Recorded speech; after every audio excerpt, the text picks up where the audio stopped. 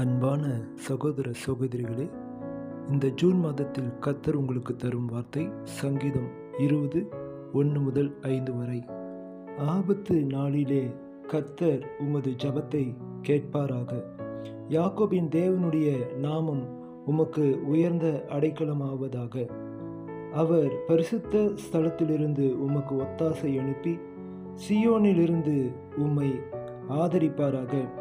நீர் செலுத்தும் காணிக்கைகளை எல்லாம் அவர் நினைத்து உமது சர்வாங்க தகன பலியை பிரியமாய் ஏற்றுக்கொள்வாராக. அவர் உமது மனவிருப்பத்தின்படி உமக்கு தந்தருளி உமது ஆலோசனைகளை எல்லாம் நிறைவேற்றுவாராக. நாங்கள் உமது இரட்சிப்பினால் மகிழ்ந்து எங்கள் தேவனுடைய நாமத்திலே குடியேற்றுவோம். உமது வேண்டுதல்களை எல்லாம் கர்த்தர் நிறைவேற்றுவாராக. உங்கள் ஜெபத்தை அவர் கேட்கிறார், உங்களுக்கு அடைக்கலமாக இருக்கிறார், உங்களுக்கு ஒத்தாசை அனுப்பி உங்களை அருமையாக பராமரிப்பார்.